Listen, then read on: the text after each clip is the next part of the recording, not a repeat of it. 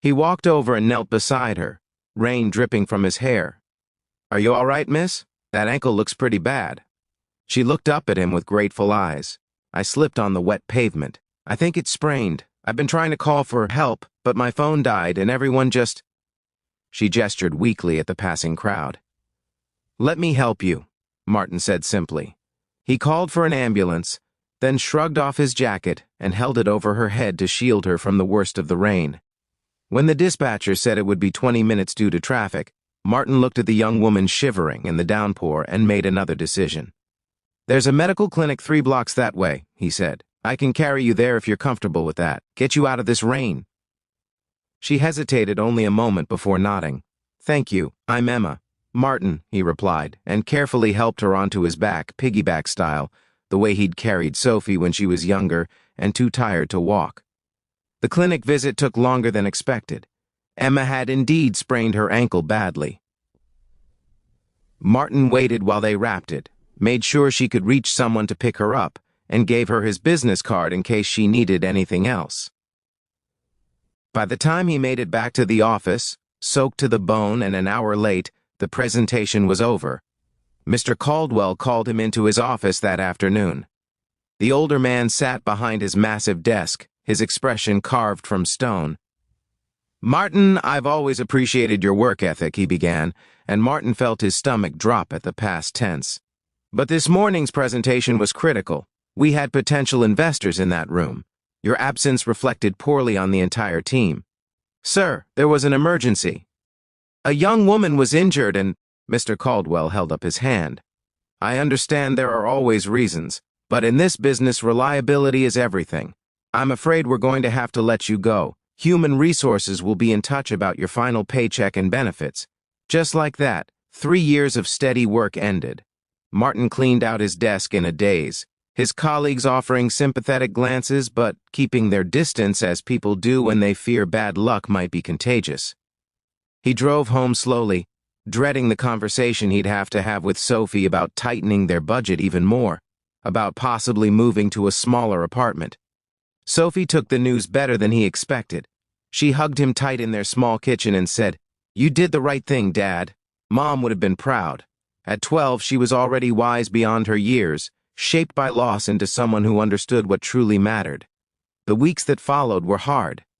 Martin sent out resumes, went to interviews, and tried to keep his spirits up for Sophie's sake. His savings dwindled. He started taking odd jobs, freelance work, anything to keep them afloat. Through it all, he never regretted stopping to help Emma. Some choices, he'd learned, were about the person you wanted to be, regardless of the cost.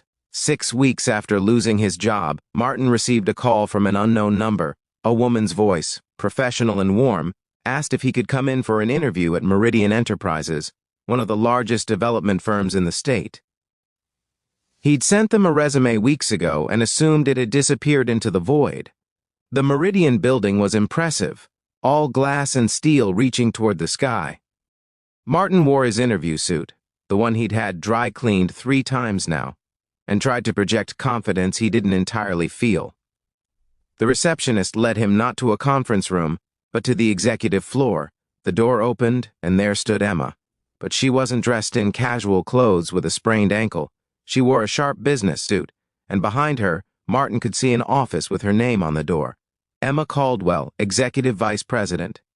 "Mr. Chen," she said, her smile warm and genuine. "Please, come in." Martin stood frozen for a moment, pieces clicking into place. Caldwell. The CEO who'd fired him was named Caldwell. Emma gestured to a chair. "I know this must be confusing. Please sit down. Can I get you some coffee? Water?" I'm fine, thank you," Martin managed. She settled into her own chair with easy grace, her ankle apparently healed. "That day in the rain, you helped me without knowing who I was. You missed what I later learned was a crucial meeting. You lost your job because of your kindness." She paused, her eyes holding his. "My father is a brilliant businessman, Mr. Chen, but sometimes he forgets that the best employees aren't the ones who never falter. They're the ones who make difficult choices for the right reasons." "I didn't help you to gain anything," Martin said quietly. "I know. That's exactly why I want you here."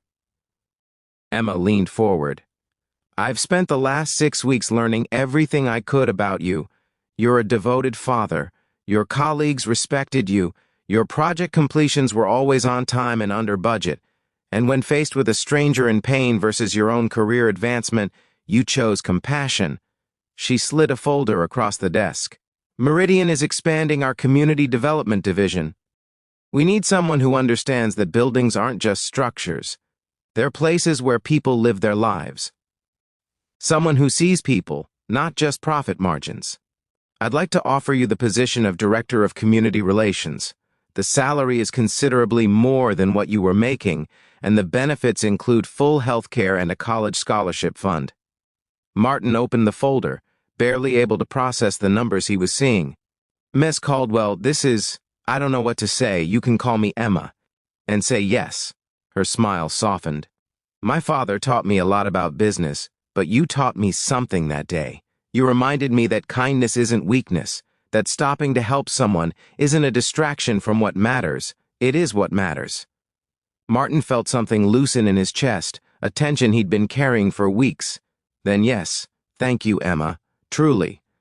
As he left the building that evening, Martin called Sophie from his car.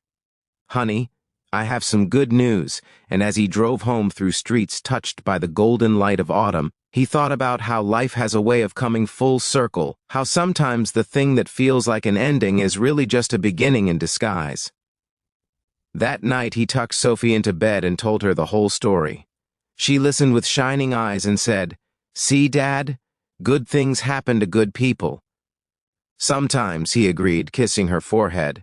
But even if nothing good had come from helping Emma, it still would have been the right thing to do. That's the important part. As he turned out her light, Martin reflected on the strange journey of these past months. He'd lost a job but gained something more valuable. A confirmation that the values Rebecca had cherished, the lessons they'd tried to instill in Sophie, still held true in a world that often seemed to reward only ambition and self-interest.